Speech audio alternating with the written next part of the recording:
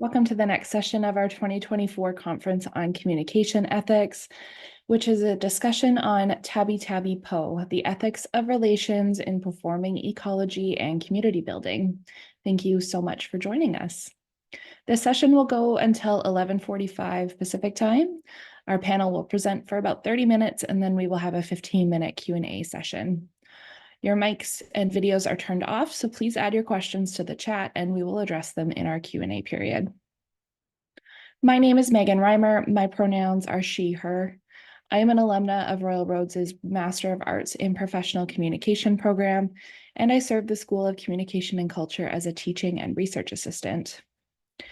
In the spirit of respect, reconciliation, and truth, we acknowledge that the Royal Roads campus is located on the traditional lands of the Lekwungen-speaking peoples, the Songhees and the Esquimalt nations, and their ancestors and families who have lived on and stewarded the lands for thousands of years.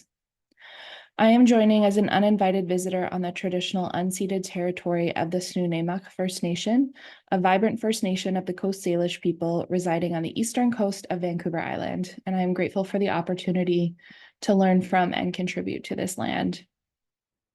I'm honored to welcome our next presenters, Dennis Gupa and Jean Graciela Penola.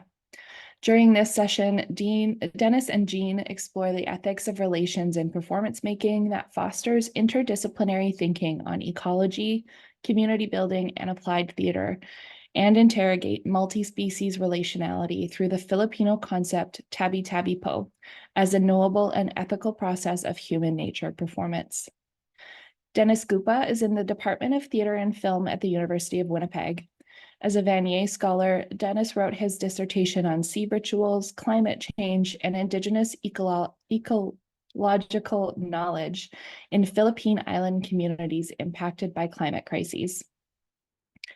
Jean Graciela Penola received her master's degree in intercultural and international communications from Royal Roads in 2019. She co-established the Bayanihan Creative Collective of the Victoria Filipino-Canadian Association, where she teaches dance to community members. She produced 2 stage performances for the association in March 2019 and November 2022. Welcome, Dennis and Jean. I'll pass it over to you. Thank you, Megan. Good morning. Thank you, Megan.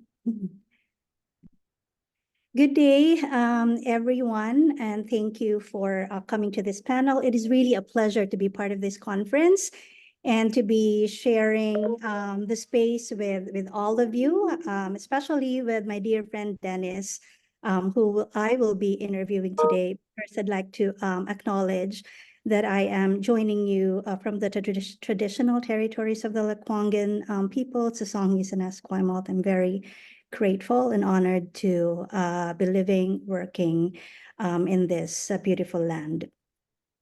A little bit of context between Dennis and I, and how we have built our relationship over the past few years, and why we are here today. So Dennis and I first met at the Bayanihan Community Center, Philippine Bayanihan Community Center, and it was for a community project that Dennis was working on specifically for the production of Muro Puro, which was part of his dissertation as a PhD student of the University of Victoria. Dennis and I instantly had that connection, not only coming to Canada as international students, but also as cultural workers passionate about, keeping our heritage, our beliefs and traditions alive through the work that we do. And so, Dennis, thank you for accepting the invitation. And if you could please say a little bit more about yourself. And then we proceed to the conversation. Thank you, Jean Guy. I'm so humbled and honored to be invited in this conference, and because of your friendship that I am here, I recognize that. So maraming salamat. Magandang umaga po sa inyong lahat, and thank you very much for joining this conversation.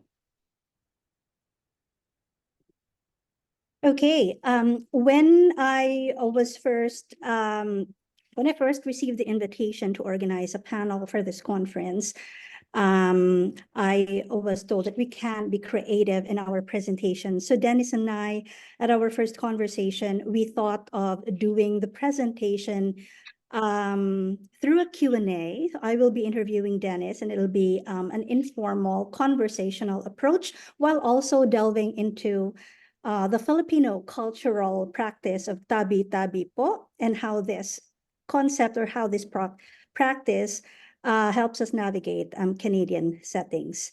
So without further ado, we will begin. I will begin the conversation by asking Dennis the first question. Dennis, how would you describe Filipino communities' relationship with nature or ecology?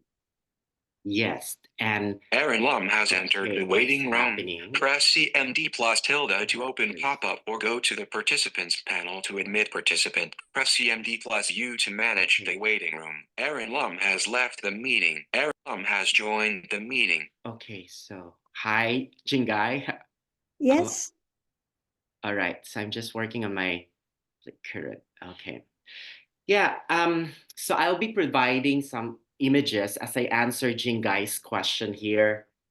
Yeah, so I would like to scaffold my answer to your first question based on my observation and interaction with the community members. I had the privilege of conversing in different island Del communities Garcia in the has Philippines. left the meeting. So, yeah, I think there. Can you hear some? Yes, I can hear that too. How do I? I think it's coming from my Zoom. So, would you be able to know how to I remove that? We will look into it for you, Dennis, and Okay. let you know. Thank you, Megan.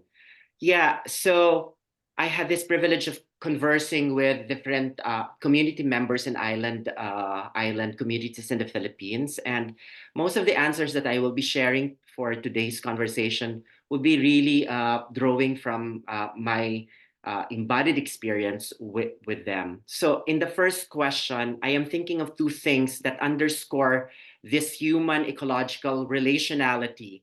One focuses on indigenous ecological knowledge. And second, I'd like to share my thoughts on the incursion of modernity in island communities and how it clashes with this indigenous knowledge. Okay, now let me share again my PowerPoint presentation so that I can show you. You have started screen share. Right. So for the elders of the Tagbanwa indigenous group in Palawan, Philippines, the rise in the sea level can be forecasted by the change in the color of cat's eyes. This can be called the traditional ecological knowledge, or TEK, which is part of the indigenous knowledge systems and practices, a way of knowing that brings together human, animal, ocean, or human-nature relationship. In some islands in the Philippines, this relationship continues to exist and evolve until the present day, when the archipelago is faced with the challenges posed by climate change and other and the incursion of modernity. These knowledges are kept by elders known as babaylan.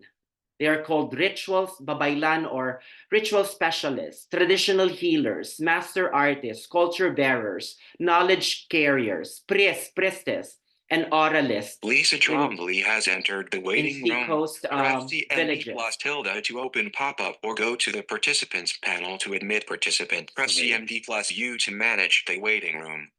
Okay. Hi, Dennis. I think the setting is in your, if you go to the top and it says meeting information, Okay. it's to the top left or right-hand corner. It's the little green shield. Okay, so should I stop my PowerPoint presentation? No, it's because you have some accessibility announcements going on. So it would be in your settings, and then you would want to take off the description Oh, all right. under accessibilities. And so, and my screen on the right side, did you say? Yeah, Which- it's like if you're looking at the screen, it's going to be in the left side, and there's a little check mark with a shield, and it says meeting information.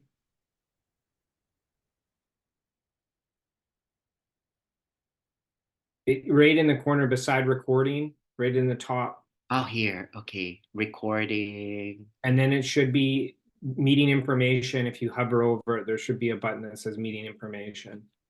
Okay. Sorry about this. No problem. We So can this, give a few more minutes at the end. okay. And then, So there's security participants chat, new share, pause, annotate, slide control apps, and is there one called accessibility? That's the I think what's happening. It might be different because I'm not. Are you on a Windows? I'm not on a Windows. It might be the menu is slightly different. mhm. Yeah, sorry, because I usually use my Zoom in my office. Right now, I'm using my personal computer. Okay, Okay. I'll see if I can find a description for you on how to turn that off. Okay. Yeah. So now, thank you. These knowledges are kept by the elders. So we have this community members in the post-colonial Philippines. We call them babaylan.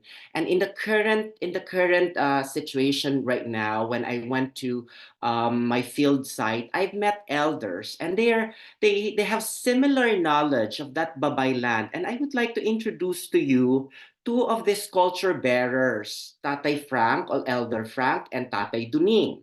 So during my field research in an island community in Eastern Samar, it's one of the provinces in Samar, I have met these two elders. They are fisher folks, okay? They create a very particular fishing contrapment or trap called panggal.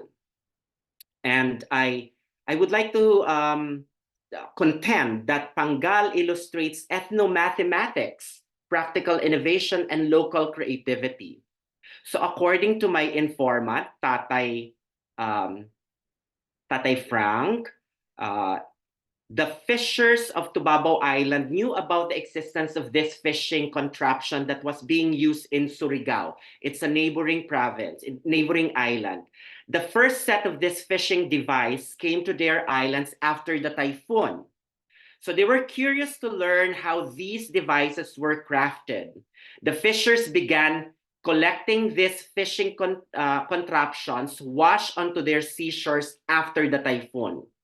So they began dismantling the strands carefully and reassembling them to their original structure. Geraldine So RPLA this has entered the fishers, waiting room. so Press CMD plus tilde to open pop-up or go to the participants panel to admit participant. Press CMD plus U to manage the waiting room. okay. So these fishers made me think of how knowledge and creativity can grow and evolve with visiting disasters. So when we think of disasters, we usually we associate it with devastation, destruction, fear.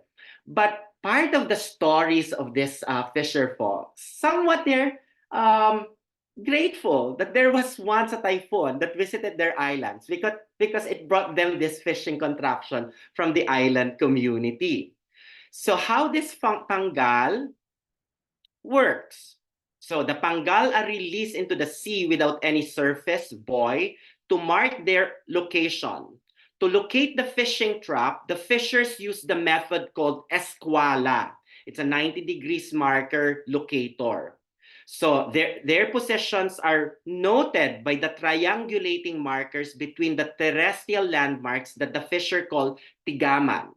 Okay? After a week or two, the panggal are recovered by the fishers who use the landmarks to locate the original drop positions, as shown in this slide.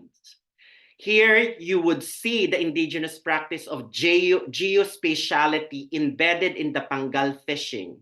These local customary practices and ecological knowledge systems embedded in fishing tradition and other water-based intangible cultural expressions and animal, mountain relationality reflect the indigenous community's aspiration for a balanced and meaningful relationship with nature. But lamentably, due to the incursion of modernity, these indigenous ecological knowledge are looked down as passé and out of date. Island communities in the Philippines are also staging sites of mining processes. Minerals are extracted from the mountains and there are depleting marine resources. So once I was able to visit a neighboring island for an annual community religious celebration, which they call fiesta. On the way to the site, some acid drainage cuts the road. Nickel and chromite are being extracted by 4 mining companies on the island. Community members, church members, and government officials are divided whether the mining activities are beneficial or not to the island. While there are environmental advocacies that expose the pollution emitted to the land and water and the deforestation of the mountain, the mayor, on the other hand, asserts that, I quote, poverty is the bigger problem. There are 8 barangays or villages with more or less 4,000 people. Humonhon, that's the island. Humonhon's land area is around 10,000 hectares and only less than 10% is being mined. End of quote. The contending voices from various actors of the community over the worsening environmental degradation, absence of biodiversity conversation, and ancestral domain protected area management over extreme poverty in the Philippine island communities persistently pose threats to the survival of Marta has ecology left the meeting. and rejuvenation of indigenous ecological knowledge and practices. Native trees and plants used as indigenous medicine are fast deteriorating in number due to deforestation and the instigation of the extractive mining industries. Thank you, Dennis. That was very insightful. Before we proceed to the next question, is it okay if I share your PowerPoint?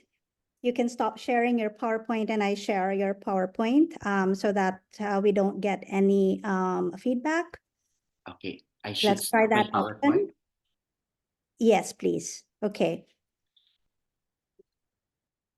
All right, thank you. And sorry about that technical challenge.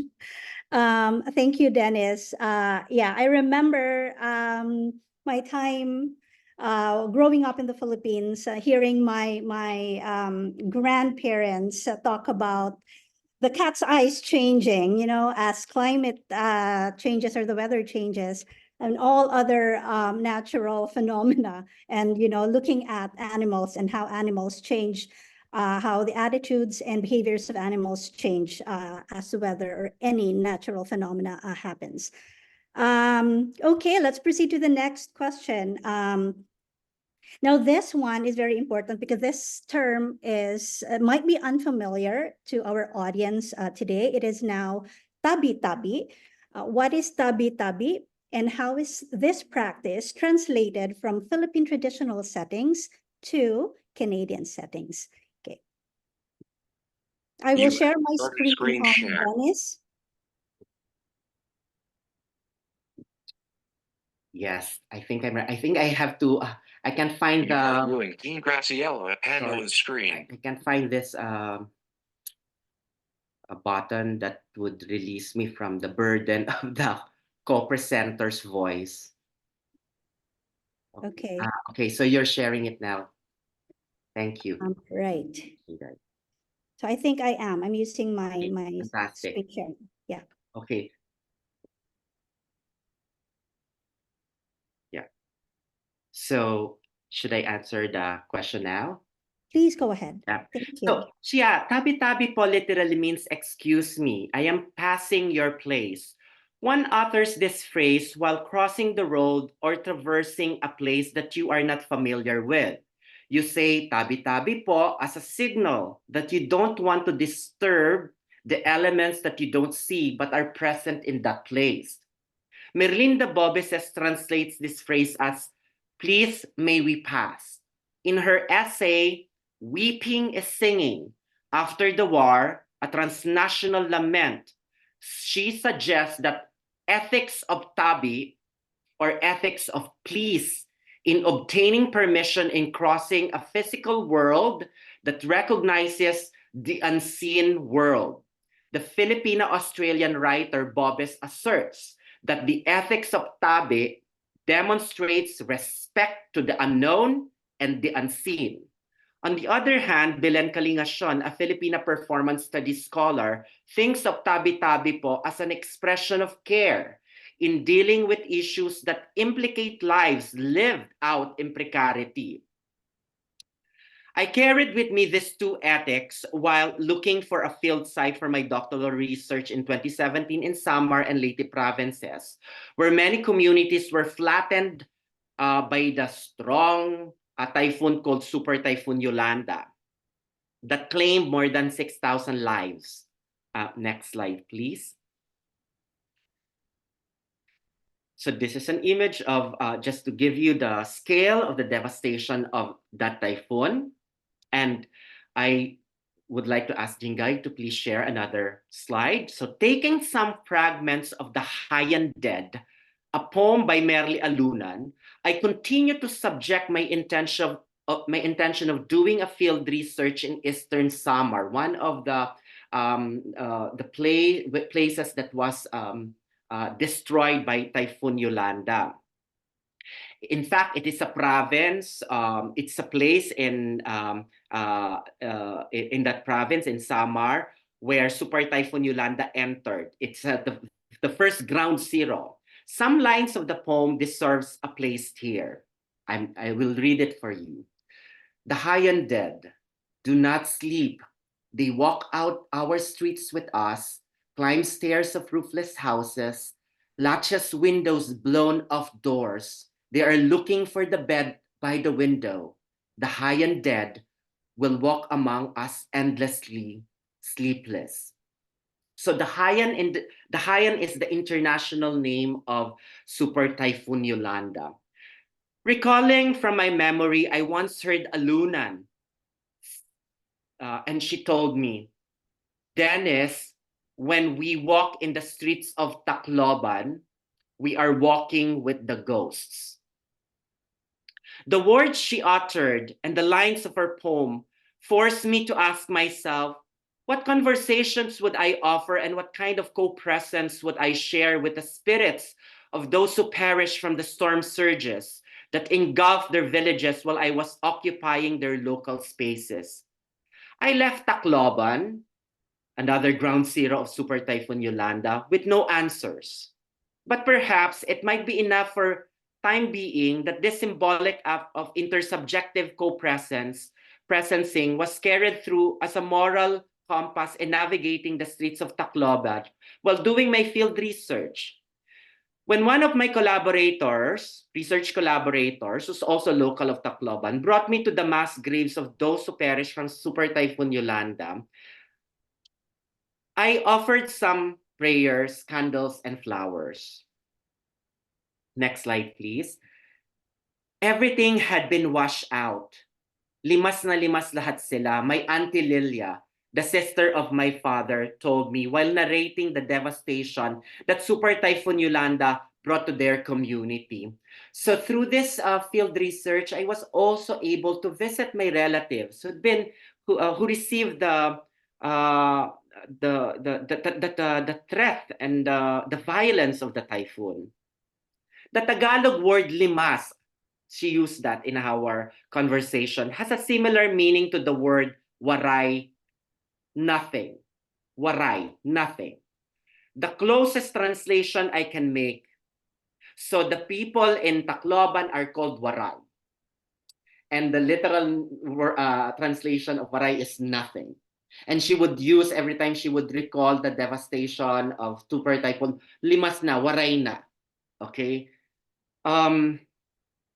So waray would mean zero, left with nothing. Everything was taken away from them. Auntie Lilia's house was made of wood and other natural materials.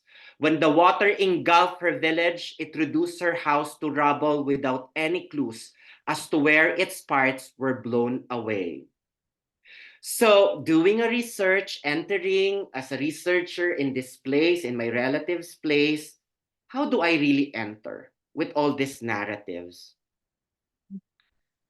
A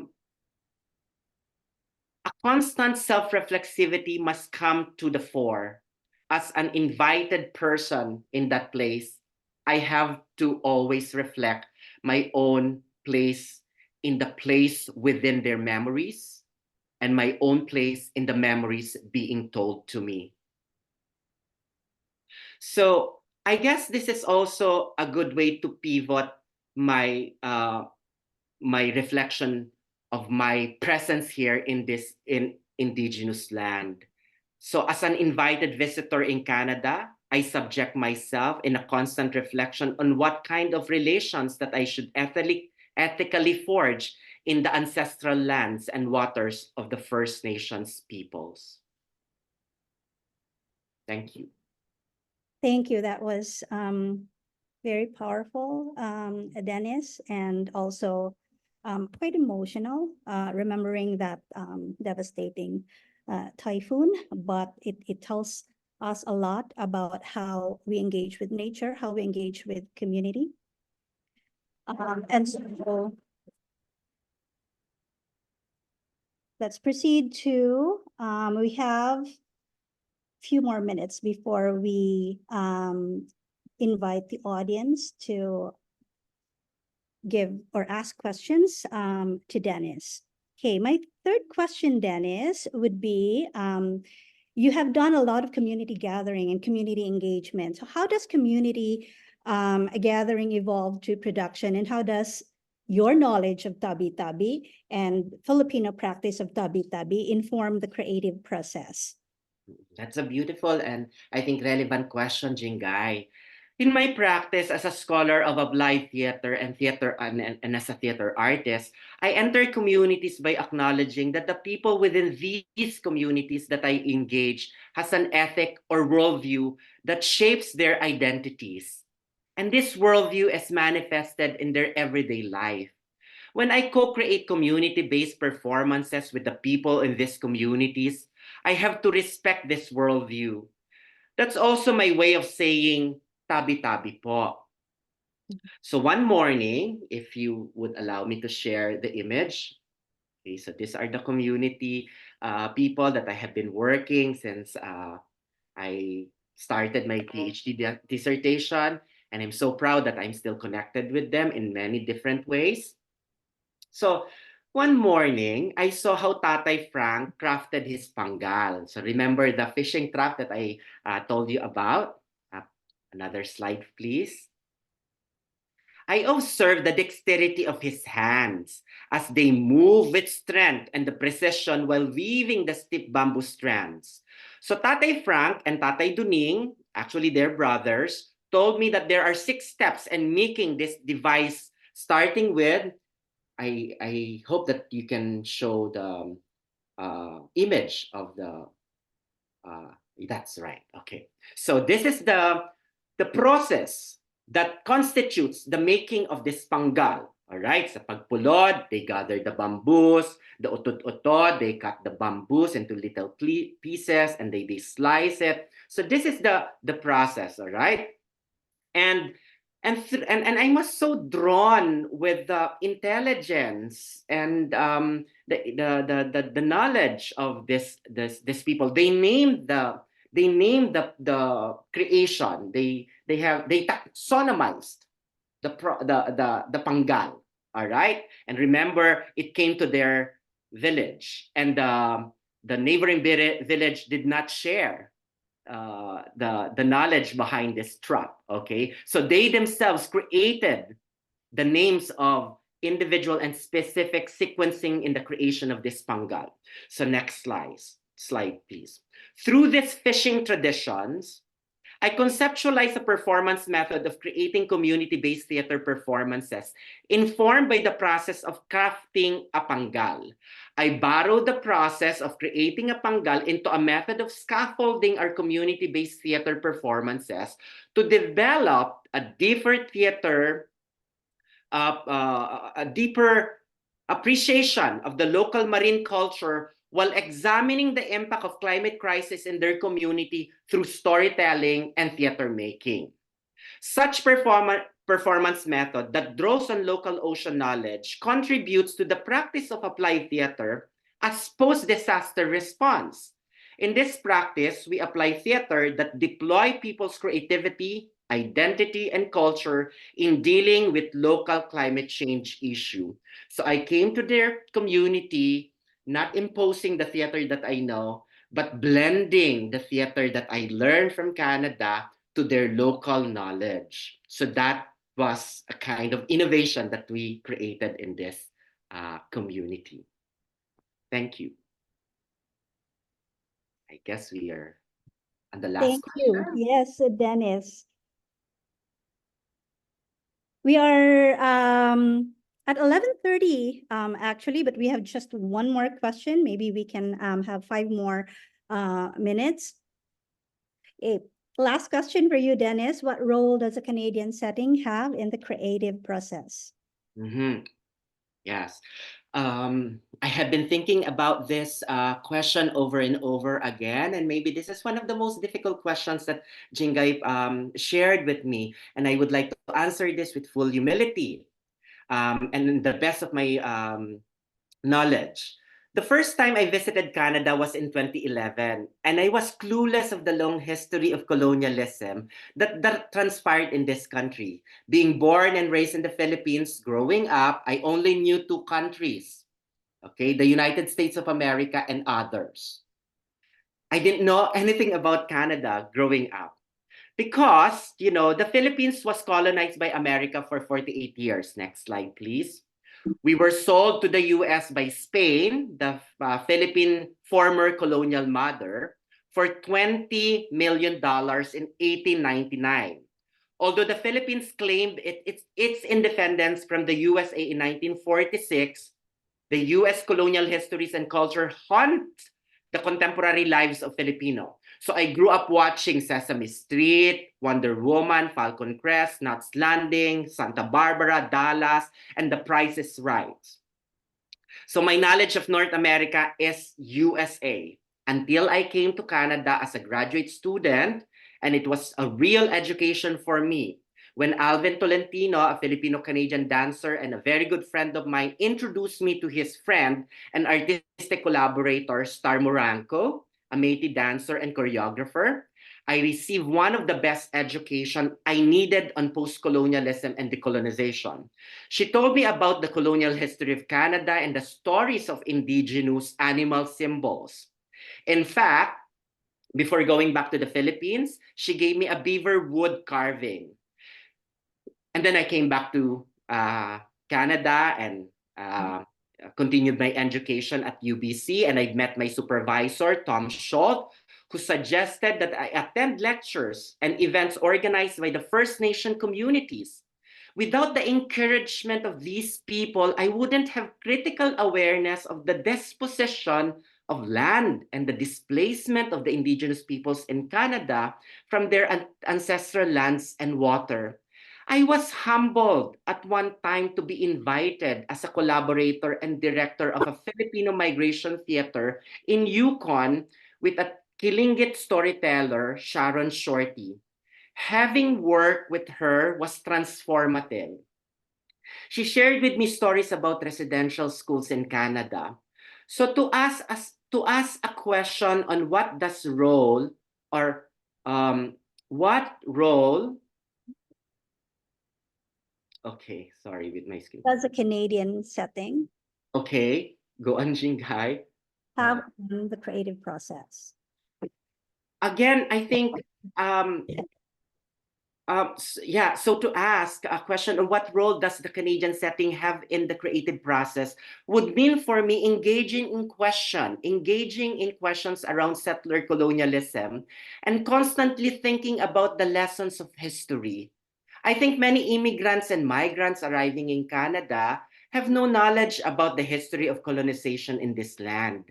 Again, as an outsider and visitor of these ancestral lands of the First Nations peoples, I hope to gain knowledge and confidence on building my own sense of identity and belonging as a settler migrant who is part of the racialized community by acknowledging that the land that I currently live, work, and study has deep and continuing legacies of colonial violence. And I'd like to end my answer with this last image, and two more sentences. I think it is productive to ask my fellow Filipinos also in Canada, what does it mean to live, work, study in a settler colonial country like Canada? And perhaps it would be productive and meaningful to reflect back on the meaning of tabi-tabi po. So, marami pong salamat. Thank you. Oh, thank you. Thank you, Dennis. We all have different experiences navigating a new community, a new country, and bringing the concept and practice of tabi-tabi po, wherever we go. For me, is as I reflect on the conversation, our conversation, as I reflect on the things that you have shared with us, gathering with community and engaging with nature, it's an important step, and it's an important practice to be continuing, even when we are no longer in the Philippines. The challenges might still be there, and sometimes as we immerse in a new community, new culture, we forget our own beliefs, our own cultural practices, but the tabi-tabi po will help us. Excuse me, may we pass, may we join you, and just be respectful and hold that value dear. And close to you will always be a good start. Thank you so much, Dennis, for sharing your experience as a cultural worker, as a scholar, and bringing your experiences to this space today. We have a bit of time, and we would like to invite the audience. If you do have questions for Dennis and I, please do share them with us today. Thank you. Wow, Jean and Dennis, this was beautiful. Thank you so much for sharing. Thank you for sharing your experience, Dennis. It's beautiful. I have some very close Filipino friends, and I've never heard these kinds of stories, and so it's beautiful to hear, and heartbreaking to hear what your families and communities have been through. So thank you for your vulnerability and for sharing your experiences. It means a lot to all of us. We have a lot of comments in the chat from fellow Filipino scholars just wanting to say hello and thank you. And we do have a couple of questions. I'll start with Jeff. So Jeff says, I live in a small town in Alberta that has a growing and vibrant Filipino community. Indeed, the town's second most spoken language is Tagalog. Have you seen cultural understanding or acceptance of the Philippines and its cultures grow recently in Canada? Yeah, good question. I think this is an important question for me and those scholars and artists who are really interested in tracing and examining our presence here in Canada, and how we are organizing ourselves. I think there's two things that important to think about. One, if our culture is growing and our presence is growing, how do we critically examine it from the point of view of, for example, truth and reconciliation? Back to back, our understanding that we also came here to sustain the labor processes of Canadian country. All right, that we are, many of our colleagues from the Philippine communities are deprofessionalized, all right, and we're that second and third largest, I think, minority groups in Canada, but there's still kind of marginalization, racial marginalization that's happening. Okay, so what does that mean to organize ourselves, express ourselves culturally, and engage interculturally with Canadian country? Meanwhile, we're also dealing with important things that we have to educate ourselves in terms of looking at truth and reconciliation. All right, and uh, subject ourselves with difficult questions. Why are we really here? And what kind of contribution we need to engage beyond labor and economic contribution. Thank you. Does it feel conflicting to be a visitor in a settler colonial country when your country experienced that colonialism yourself?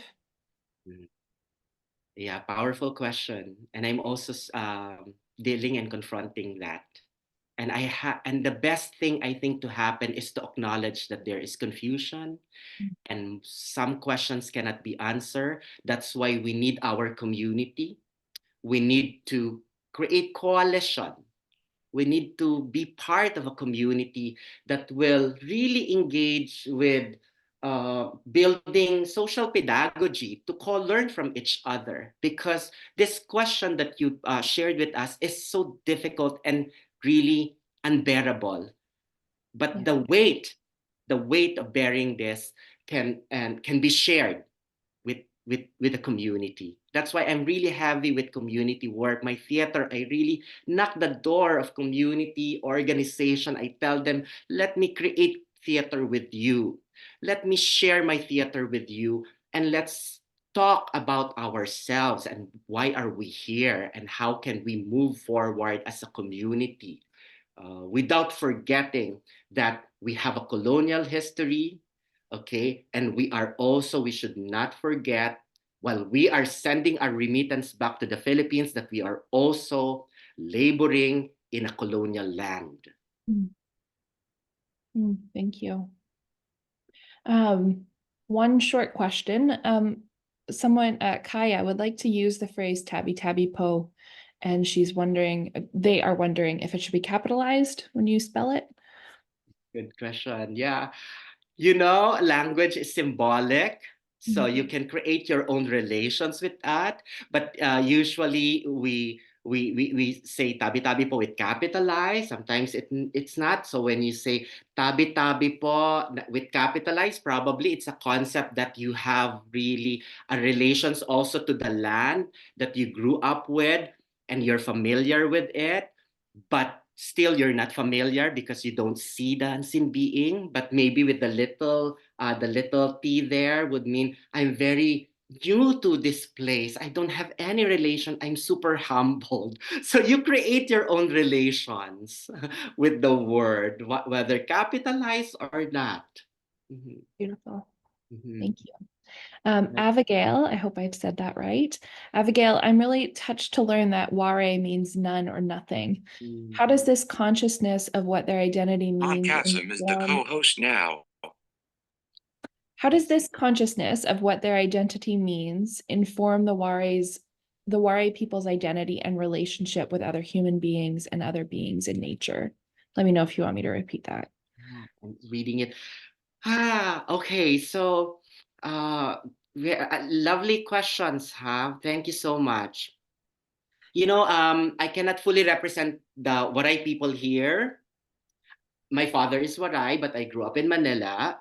I think there's the best Waray scholar can answer this. And my threshold, my limitation of Waray studies is my dissertation that I wrote only for, I spent 2 years of writing the dissertation, almost 1 year of living with the Waray collaborators.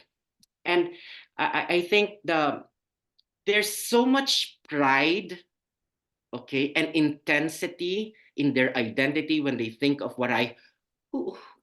just like everyone else, right? I think that deep pride is also the intensity of the social, political, environmental challenges that they face. Okay, so they have also long colonial history. battling with the Americans and the Spanish. And every time that they reference their Waray identity, the meaning of the Waray, it would mean going back to the history of how they decolonized the colonial histories. And I think that's much more important for me. The continuing conception of their identity based on the histories on how they have fought the colonizers and how they're building their identity to the current climate crisis, to the current political turbulence in their community. So there is a becoming in their identity. So the being and the becoming are part and parcel. It's ongoing, I would suggest, but they would always go back to the colonial history and the story of Super Typhoon Yolanda and how they come together to reveal their lives in the aftermath of disaster. Beautiful. Well, thank you both so much. We are going to wrap up, and we'll just, if you have any final words, you're welcome to share. Maybe think, I'll ask Jingay. No, sure, Been go talking a ahead. lot. Oh, okay. Well, thank you, everyone. It has been an honor and pleasure to be with all of you today, and we hope we have given you a bit of ourselves as Filipinos and as cultural workers, still navigating our identities and our role here as occupiers of the land. But thank you so much for listening to our talk, and if we may meet each other someday, somewhere, tabi-tabi po, and may we pass your way, your community, and may we share some conversations with you in future. Thank you so much, Dennis. Thank you, Megan, for having Thank us today. Thank you, Megan. Thank you, everyone. Thank you, Jingay, for allowing me to be part of this conversation. And maybe I can't help myself but to answer also one Julian's question, how about the role of academia and being in deep solidarity with our kababayan here too, and not make it extractive. And I would like to end my speech or my sharing by saying, you know, we are here. Jingay and I and the entire community is open, and we also want to build solidarity. We want to learn from each other, right? So I think that's why I'm appreciative of this invitation, because this is one way to, again, a pathway. We're creating a pathway to recreate our history. So contact us. Maybe that's the most practical way, and let's collaborate and co-learn from each other. So thank you so much. Thank you, everyone. Have a wonderful rest of your day. You too. Thank you so much for joining us. And thank you, Royal Roads. Thank you for this